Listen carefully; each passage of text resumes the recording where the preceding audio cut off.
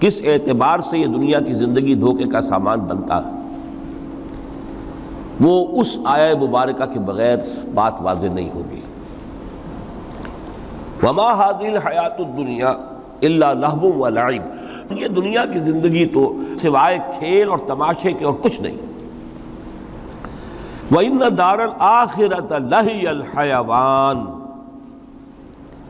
اور اصل زندگی تو آخرت کی زندگی ہے۔ لَوْ كَانُوا يَعْلَمُونَ، کاش کہ انہیں معلوم ہوتا۔ 4 مقامات پر قرآن مجید میں اس دنیا کی زندگی کو لہو و لعب یا لعب و لہو سے تعبیر کیا گیا۔ 2 جگہ متاع الغرور، 4 جگہ لہو و لعب۔ لیکن کس اعتبار سے؟ غور طلب بات ہے۔ یہ دنیا کی زندگی اللہ نے ہمیں دی ہے، یہ کائنات اس نے بنائی ہے، اس میں اس نے ہمیں بھیجا ہے۔ ظاہر بات ہے کہ یہ تخلیق جو ہے یہ کسی کھلنڈرے کا کھیل نہیں ہے۔ ربنا ما خلقت ھذا باطلا، یہ کوئی وہم نہیں ہے، یہ حقیقت ہے، یہ واقعہ ہے، اللہ کی خلاقی کا مظہر ہے۔ پھر اس میں ہمیں، اس دنیا میں اس نے ہمیں خلافت کا مقام عطا کیا ہے۔ یہ تمام چیزیں اپنی جگہ پر ہیں، جن سے یہ حیات دنیا بھی ایک بہت بڑی حقیقت بن کر سامنے آتی ہے۔ یہ نہ وہم ہے نہ گمان ہے، جیسا کہ بعض فلسفیوں کا خیال ہے۔ حقیقت ہے، واقعہ ہے، ٹھوس ہے، محسوس ہوتی ہے، اس کا دکھ اور کرب بھی محسوس ہوتا ہے، اس کی مسرت اور خوشی بھی محسوس ہوتی ہے۔ اور پھر یہ کہ ایک ایسی شے جس کے لیے اللہ تعالیٰ نے ایک خلیفہ پیدا فرمایا، انی جاعل فی الارض خلیفہ، خلافت کا یہ تاج جو ہے حضرت آدم اور ان کی نسل کے سر پر رکھا۔ تو اس معنی میں یقیناً یہ حقائق ہیں، ان کو دھوکے کا سامان کس اعتبار سے کہا؟ اگر تو حقیقت زندگی کا تصور ہمارے سامنے واضح رہے، جس کو علامہ اقبال نے کہا ہے خوبصورتی کے ساتھ، تو اسے پیمانہ امروز و فردا سے نہ ناپ، جاوداں پہم دواں ہر دم جواں ہے زندگی۔ یہ جو اللہ کی خلاقی کا نقطہ عروج ہے انسان، کلائمیکس آف ہز کریشن، قرآن مجید میں کہا گیا خلقتہ بیدی، میں نے اسے اپنے دونوں ہاتھوں سے بنایا۔ وَلَقَدْ كَرَّمْنَا بَنِي آدَمَ وَحَمَلْنَاهُمْ فِي الْبَرِّ وَالْبَحْرِ وَرَزَقْنَاهُمْ مِنَ الطَّيِّبَاتِ وَفَضَّلْنَاهُمْ عَلَى كَثِيرٍ مِّمَّنْ خَلَقْنَا تَفْضِيلًا۔ یہ اس کی شان ہے، جس کے بارے میں 2 جگہ فرمایا فَإِذَا سَوَّيْتُهُ وَنَفَخْتُ فِيهِ مِن رُوحِي، یہ روحی مرکب اضافی، خاص اللہ اپنی ذات کی طرف اس روح کو منسوب کر رہا ہے جو حضرت آدم میں پھونکی گئی۔ روحی، جب میں اس میں اپنی روح میں سے پھونک دوں، فَقَعُوا لَهُ سَاجِدِينَ، تو گر پڑنا اس کے سامنے سجدے میں۔ اور آپ کو معلوم ہے قرآن مجید میں کس شد و مت سے اور کس تکرار کے ساتھ یہ بات واضح کی گئی کہ تمام ملائکہ سجدے میں گر گئے، نو ایکسیپشن۔ فَسَجَدَ الْمَلَائِكَةُ كُلُّهُمْ أَجْمَعُونَ، 3 الفاظ جو ہیں تاکید کے لیے۔ سجدہ کیا الملائکہ، حصر ہے، الف لام، لام حصر ہے، تمام فرشتوں نے سجدہ کیا۔ پھر کہیں تمہیں مغالطہ نہ رہ جائے کہ شاید جبرائیل نہ ہو اور بڑے نہ اسرافیل، نہیں، کلہم، سب کے سب۔ پھر مزید کہیں تمہیں شبہ نہ رہ جائے، اجمعون، سب نے سجدہ کیا۔ وہ انسان جو ہے اس کی زندگی یہ 30 35 40 50 60 70 80 برس نہیں ہے،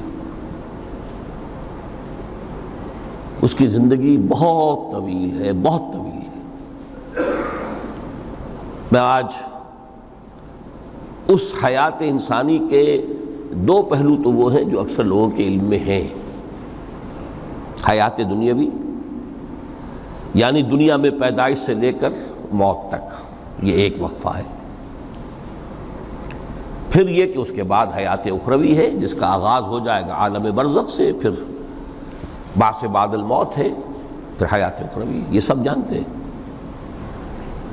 لیکن یہ کہ اس دنیا میں آنے سے پہلے بھی ہم ایک زندگی گزار آئے ہیں، اور بدقسمتی سے اس کا تصور بہت کم لوگوں کو حاصل ہے،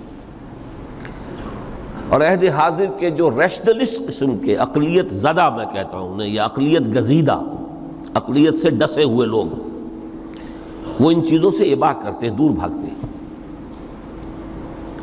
ہماری پہلی تخلیق ہوئی تھی عالم ارواح میں، الارواح جنود مجندہ، لشکروں کے لشکر تھے۔ آدم سے لے کر آخری انسان جو دنیا میں پیدا ہوگا قیامت تک، سب کی ارواح عالم ارواح میں پیدا کر دی گئی۔ وہاں عہد لیا گیا، الست بربکم قالوا بلا، کیا میں تمہارا رب نہیں ہوں، مالک نہیں ہوں؟ ہم سب نے عہد کیا تھا، کیوں نہیں؟ شہیدنا، ہم گواہ ہیں، یہ عہد الست۔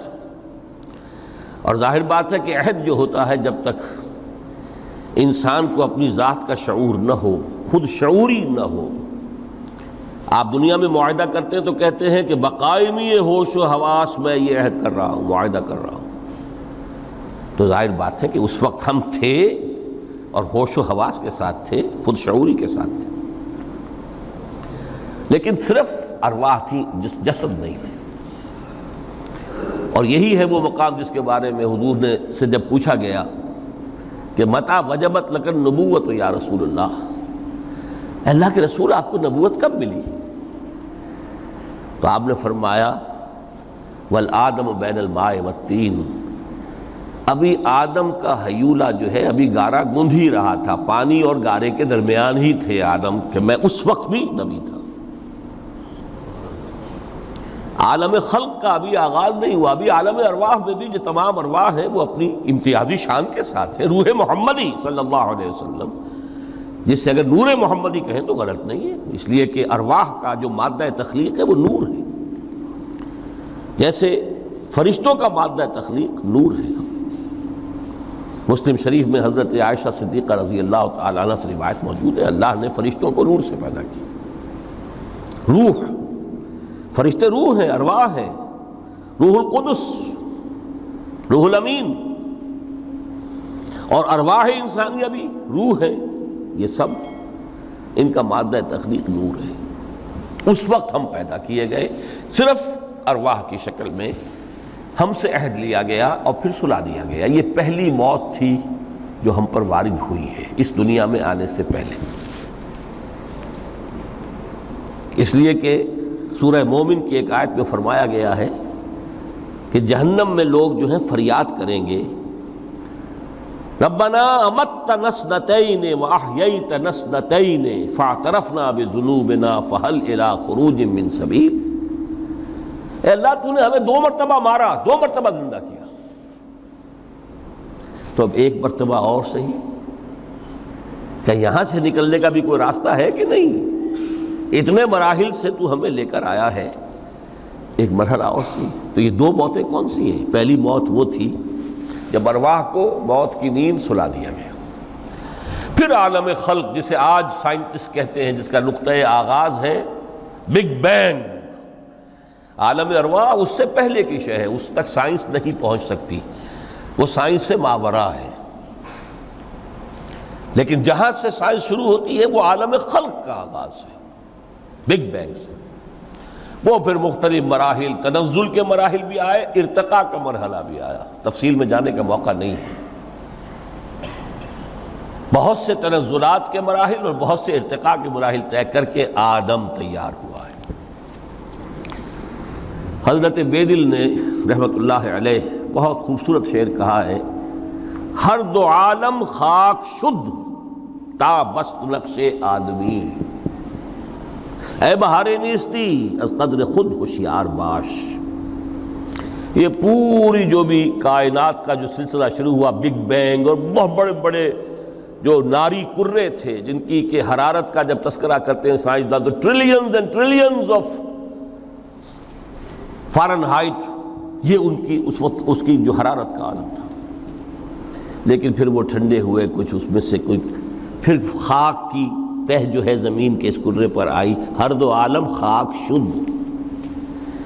یہاں سے اب آدم کا حیولہ تیار ہوا تا بست نقشے